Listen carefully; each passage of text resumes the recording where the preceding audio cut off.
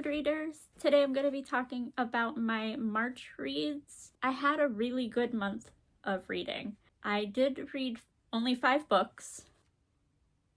Yes. I only read 5 books, but all of them were awesome and I really enjoyed them.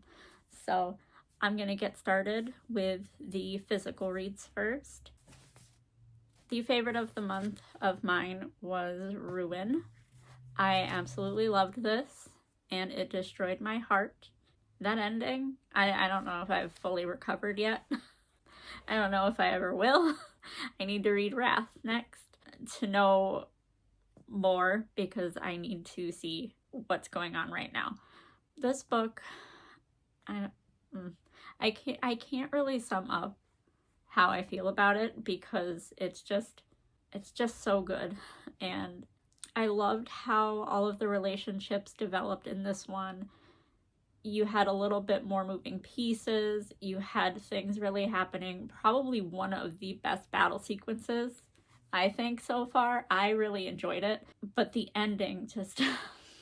I was crying. I was sad. And I don't know. It just hurt. I highly recommend this series as well, The Faithful and the Fallen.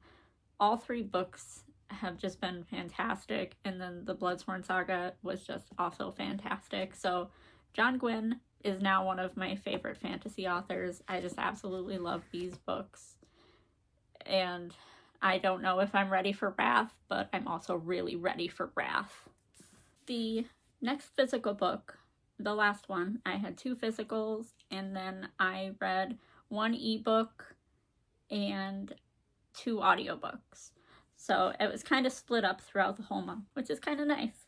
So next I continued on the T. Kingfisher line, and I really enjoyed this one as well.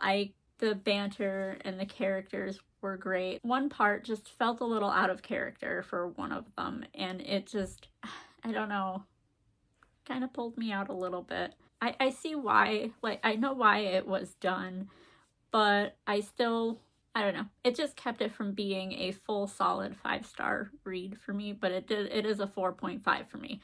So I'm continuing on. I did round up for Goodreads.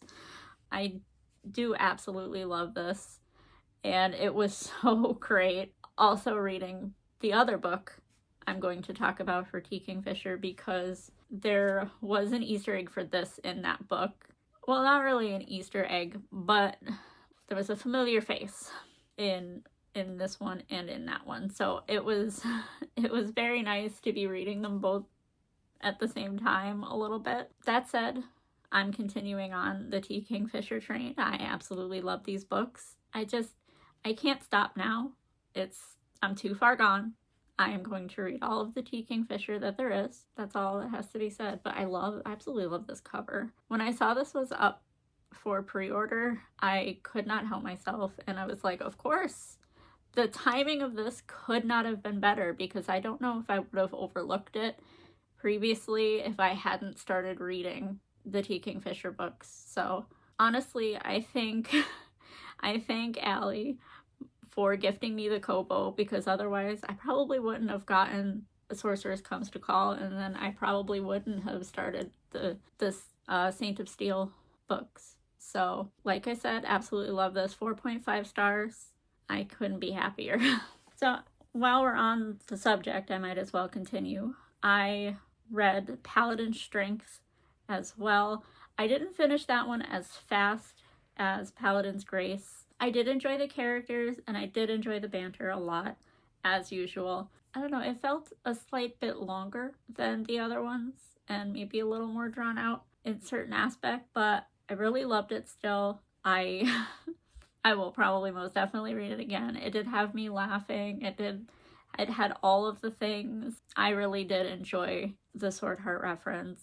I really enjoyed the familiar face. I hope that continues. I'm sure it will, because they all call back to other things, as well as books that I have not read yet, just because that was my fault. I didn't realize that they continued on in the same world. But I gave Paladin's Strength 4.25 and I really liked it. I don't know, for me, I just cannot stop reading these books, and I feel like all of them are going to be four stars and above. I don't know, just the coziness, the humor that they're written in. I think it works very well in this respect, and I really do love T. Kingfisher's fantasy and the darker edge that is in some of them. Like, there are parts that are super dark, and it's just got so much in there, and I just absolutely love them. And next up, we have the first of 2 audiobooks, Green Teeth by Molly O'Neill. I really, really enjoyed this one. It was super cute. I loved the perspective being from Jenny, and I just think that it's not done nearly enough. So I listened to the audio and I really enjoyed it. I thought that she did a wonderful job. I don't remember her name. I will flash that here somewhere. But I thought it was very well done. I did love a little bit of the ending. Made me so happy, and just, it's a spoiler, so I can't say, but I really loved one of the facts of that ending and how it was done. Overall, I really loved it. I think that Temperance was a great character. It was really nice having those older protagonists and just having that mythology and everything it was a great cozy fantasy. It was also a little dark. I don't know why I love the cozy, slightly dark fantasies, but they always have a way to get to my heart. So I gave this one also 4.5 stars. I didn't round this one up for Goodreads. I may later. I'm definitely going to probably reread this because it was fun. It was great. I'm going to get the physical copy and I want to reread it. I do highly recommend if you really like these types of fantasies. It was fantastic. Okay, so I'm going to give you some of the synopsis here. Beneath the still surface of a lake lurks a monster with needle-sharp teeth, hungry and ready to pounce. Jenny Greenteeth has never spoken to a human before, but when a witch is thrown into her lake, something makes Jenny decide she's worth saving. Temperance doesn't know why her village has suddenly turned against her, only that it has something to do with the malevolent new pastor. Though they have nothing in common, these two must band together on a magical quest to defeat the evil that threatens Jenny's lake and Temperance's family, as well as the very soul of Britain. Next, we have the one oddball of the group. I have given you 4 types of fantasy, and now I'm going to give you like a sci-fi, and that is Death of an Author, and I gave this one 4 stars. It was a very interesting book.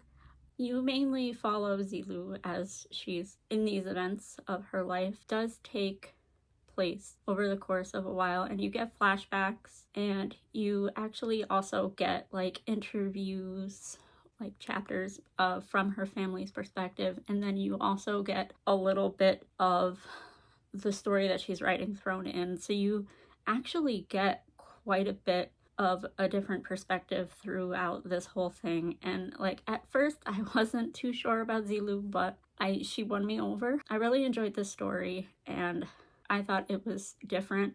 I really liked the ending like a lot. I think that this one was well done. I listened to this on audio. It was great. I thought the audio narrator did a wonderful job. So I do highly recommend this one. So our synopsis for Death of the Author. Life has thrown Zilu some curveballs over the years, but when she suddenly dropped from her university job and her latest novel is rejected, all in the middle of her sister's wedding, her life is upended. Disabled, unemployed, and from a nosy, high-achieving, judgmental family, she's not sure what comes next. In her hotel room that night, she takes the risk that will define her life. She decides to write a book very unlike her others, a science fiction drama about androids and AI after the extinction of humanity. And everything changes.